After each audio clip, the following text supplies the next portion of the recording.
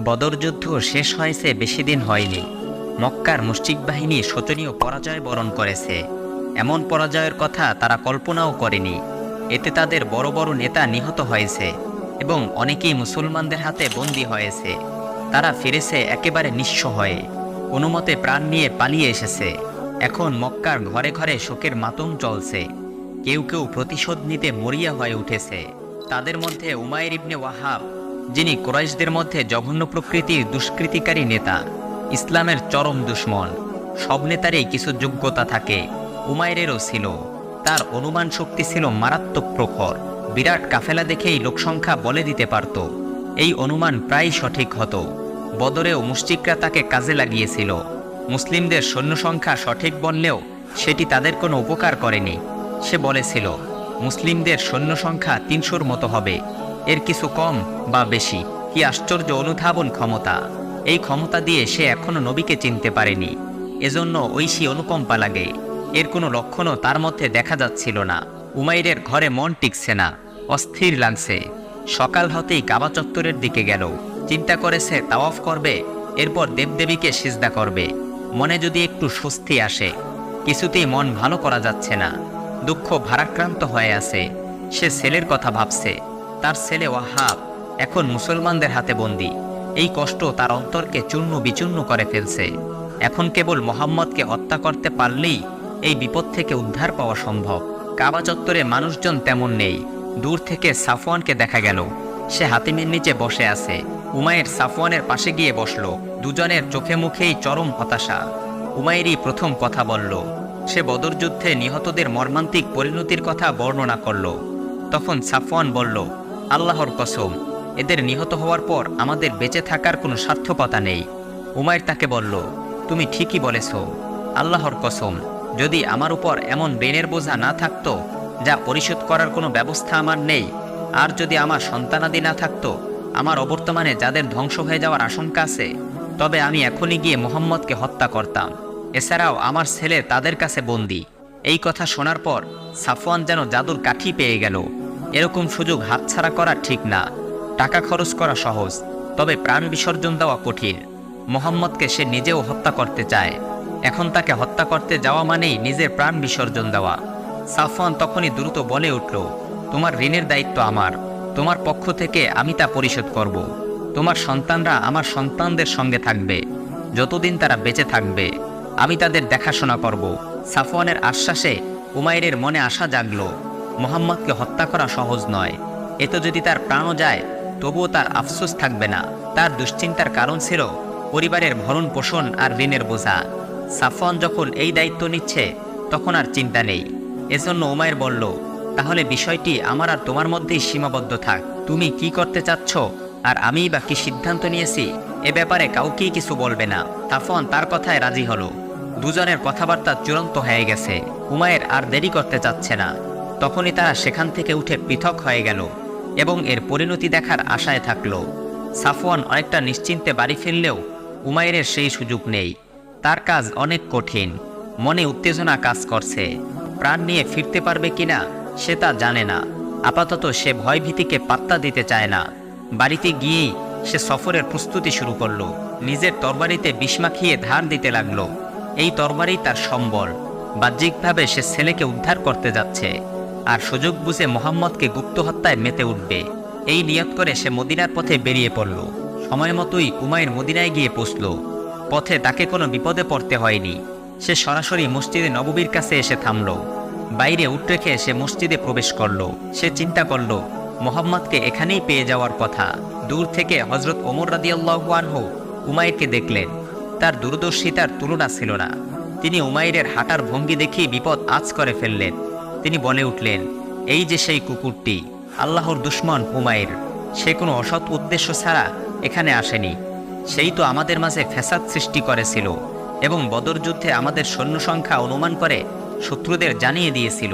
এই কথা বলেই তিনি উঠে দাঁড়ালেন এবং মসজিদে নববীতে প্রবেশ করলেন। তিনি দ্রুত রসূল সাল্লাল্লাহু আলাইহি ওয়াসাল্লামের নিকট গিয়ে বললেন, হে আল্লাহর রসূল, এই যে আল্লাহর দুশমন কাঁধে তরবারি ঝুলিয়ে এখানে এসেছে।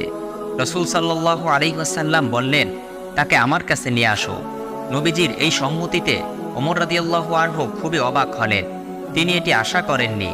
এই লোকটির উদ্দেশ্য নিশ্চিতভাবে খারাপ, তাকে দেখেই এটা বোঝা যাচ্ছে। তবে আল্লাহর রসুল যা দেখেন সেটি নিশ্চয়ই তার ধারণার বাইরে। তিনি যেহেতু তাকে কাছে আসতে বলেছেন, এখন আর বিকল্প কিছু করার সুযোগ নেই। ওমর রাদিয়াল্লাহু আনহু পুনরায় উমাইরের দিকে এগিয়ে গেলেন।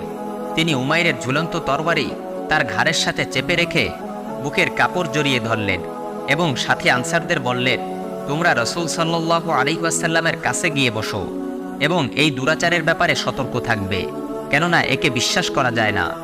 এরপর তারা তাকে নবীজির কাছে নিয়ে গেলেন। নবীজি উমাইরের অবস্থা দেখে বললেন, উমর, তাকে ছেড়ে দাও। আর উমাইরকে বললেন, উমাইর, আমার কাছে এসো। উমাইর রসুলের কাছে গিয়ে বলল, সুপ্রভাত। এটাই ছিল জাহিলি যুগের সম্ভাষণ। উমাইর নিজের উদ্দেশ্য গোপন রাখার আপ্রাণ চেষ্টা করছে। নবীজি তার এই সম্ভাষণের জবাবে বললেন, উমাইর, তোমার সম্ভাষণ অপেক্ষা উত্তম সম্ভাষণের ব্যবস্থা দিয়ে আল্লাহ আমাদের সম্মানিত করেছেন, আর তা হলো সালাম, যা হবে জান্নাতীদের সম্ভাষণ। উমাইর বলল, হে মুহাম্মদ, আল্লাহর কসম, আমি এ বিষয়ে এখনই অবগত হলাম। এরপর নবীজি তাকে জিজ্ঞেস করলেন, উমাইর, তুমি কি জন্য এখানে এসেছো? উমাইর বলল, আপনার হাতে আটক আমার সন্তানের মুক্তির দাবির জন্য আমি এখানে এসেছি, তার ব্যাপারে দয়া করুন। নবীজি এবার কঠিন প্রশ্ন ছুড়ে দিলেন, তবে তোমার কাঁধে তরবারি কেন? এই প্রশ্নের উত্তর দিতে উমাইর পরিপূর্ণ অপ্রস্তুত হয়ে গেল। সে যতটা সহজ ভেবেছিল, কোনো কিছুই সেভাবে এগোচ্ছে না। মনে হচ্ছে মোহাম্মদকে গুপ্ত হত্যার পরিবর্তে সে নিজেই এখন প্রকাশ্য হত্যার শিকার হবে। এজন্য সে একটি উদ্ভট জবাব দিল। উমাইর বলল, আল্লাহ এই তরবারির অমঙ্গল করুন, তা কি আমাদের কোনো কাজে এসেছে? তবে তার এই জবাব কোনো সন্তোষজনক জবাব নয়। বিষয়টি সে নিজেও জানে। মূলত নবীজির করা এই প্রশ্নে তার অন্তরাত্মা কেঁপে উঠেছে। তখন সে যা পেরেছে তাই বলেছে, কিন্তু এভাবে পার পাওয়া গেল না। রাসূল সাল্লাল্লাহু আলাইহি ওয়াসাল্লাম পুনরায় জিজ্ঞেস করলেন, সত্যি করে বলো, তুমি এখানে কেন এসেছো? উমাইর সত্যি কথা বললে নিজেরই বিপদ। নিজের বিপদ নিজে ডেকে আনা যায় না।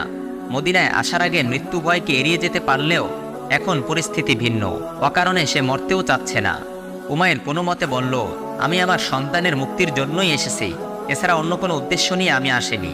এবার রাসূল সাল্লাল্লাহু আলাইহি ওয়াসাল্লাম দৃঢ়কণ্ঠে বলা শুরু করলেন, কিছুতেই তা নয়, বরং তুমি এবং সাফওয়ান হাতিমে কাবায় বসে বদরে নিহত কুরাইশদের সম্পর্কে আলোচনা করছিলে।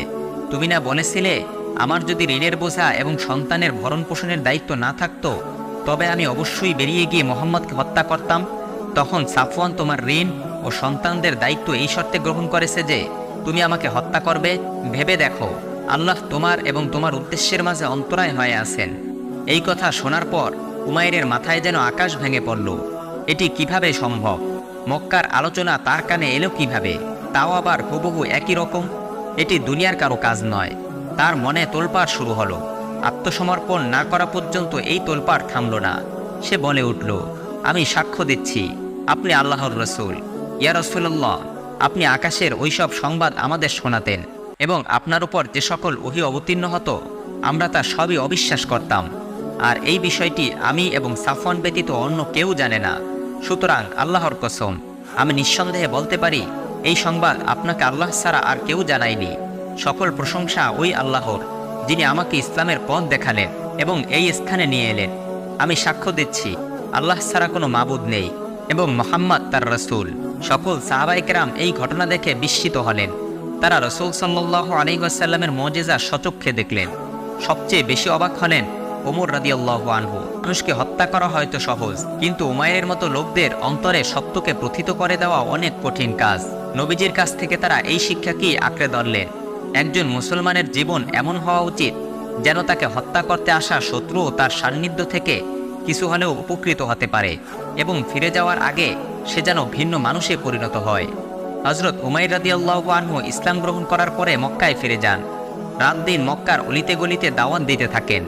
মাত্র কয়েক সপ্তাহের মধ্যে তার হাতে বিপুল সংখ্যক লোক ঈমান আনেন। উহুদ যুদ্ধের পূর্বে মুমিনদের এই দলটিকে সঙ্গে করে তিনি আবার মদিনায় চলে যান। মক্কা বিজয়ের পর তার বন্ধু এবং সাথী হযরত সাফওয়ান রাদিয়াল্লাহু আনহু ইসলাম গ্রহণ করেন। আবু বকর রাদিয়াল্লাহু আনহুর খেলাফতকালে উমাইর রাদিয়াল্লাহু আনহু সকল গুরুত্বপূর্ণ কাজে খলিফাকে সহযোগিতা করেন। ওমর রাদিয়াল্লাহু আনহুর শাসনামলে মিশর অভিযানে তিনি সেনা কমান্ডার হিসেবে মদিনা থেকে সাহায্য সৈন্য নিয়ে ছুটে যান। ইস্কান্দারিয়া বিজয়ের পর আমর রাদিয়াল্লাহু আনহুর নির্দেশে তিনি মিশরে বহু এলাকা পদানত করেন।